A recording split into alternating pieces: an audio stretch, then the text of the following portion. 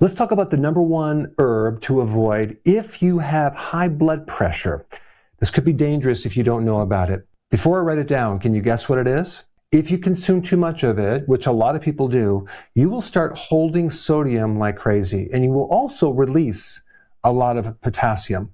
Your blood pressure might go up, and you also might get muscle cramps and arrhythmias because your electrolytes are not there to be able to counter what you need for the heart. All right, let me reveal what I'm talking about.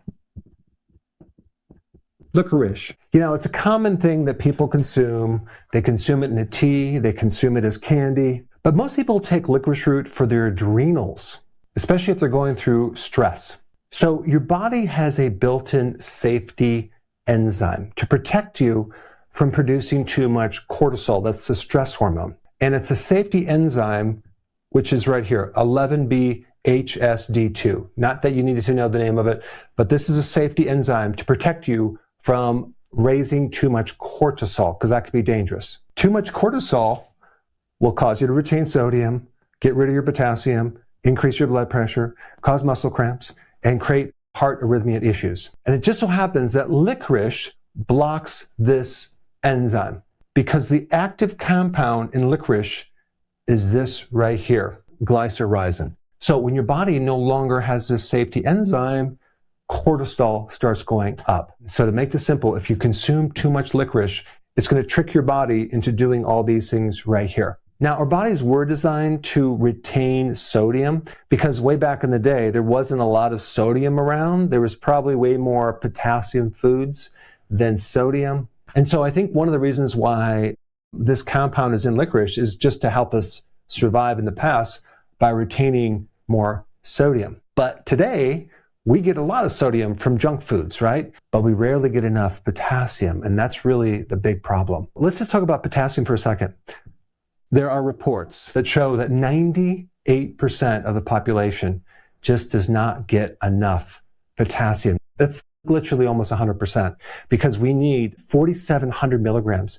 What does potassium do? It's a key electrolyte for the heart. It helps us generate energy in our nerves and our muscles.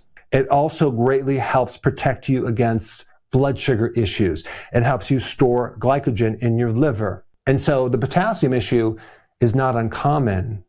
And the problem is by taking too much licorice or licorice tea or the candy, boy, you go from deficiency to severe deficiency. And if you don't have enough potassium, that can put a big problem on your heart, especially with arrhythmias. So people get licorice from candy. A lot of kids have it.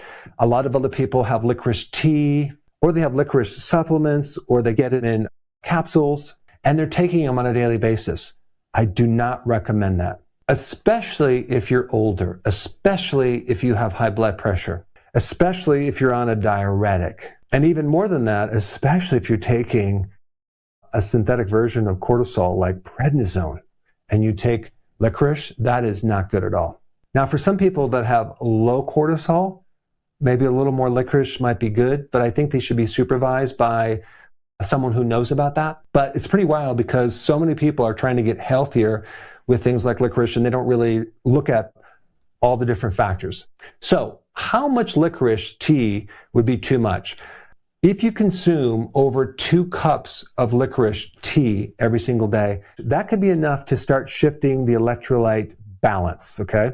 Or if you're eating 100 milligrams of licorice candy a day over 2 weeks, that could be a problem, even to the point where you can actually end up in the hospital. The real danger is not one dose, it's the chronic low dose exposure that builds up in the body. And it's interesting because in this medical book, which was written in 1926, guess what one of the remedies was? Licorice. So licorice has been used for a long time, for over 3,000 years, for all sorts of things, like ulcers, coughing, inflammation, infections.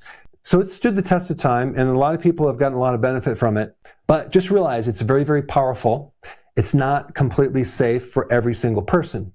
Now, there is a certain type of licorice that extracted this compound, so that way you won't get this effect with this enzyme. It won't mess with this enzyme, called DGL.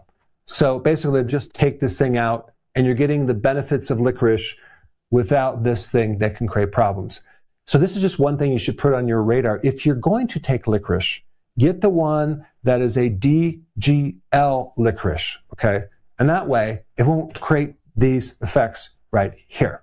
That way you can get the gut effects. If you have an ulcer, you can get the positive immune effects without pulling all the potassium out and creating problems with your electrolytes, especially if you're going to use it long term. I mean, licorice is interesting because it could mimic the signs of adrenal tumors and hormone disorders because it can create this thing right here. It's called pseudo-aldosteronism, which basically it's kind of a false increase of aldosterone coming from this. It's not coming from a tumor. And so it's something that doctors would look at. And this is why it's important if you're at the doctor to let them know, everything you're doing if you're taking licorice, because that could be the cause. And if they don't have that data, they can misdiagnose you. The good news is that if you have some of these symptoms from taking licorice, you can just stop taking it. The symptoms will reverse usually. And so I am talking about some of the dangers with herbs, but generally speaking, most herbs are super beneficial, and many of the complications from herbs are extremely rare, especially if you compare them to medications. And I'm really in support of the therapies they used to use back in the day, but unfortunately, the recommendations of natural things from doctors are close to zero.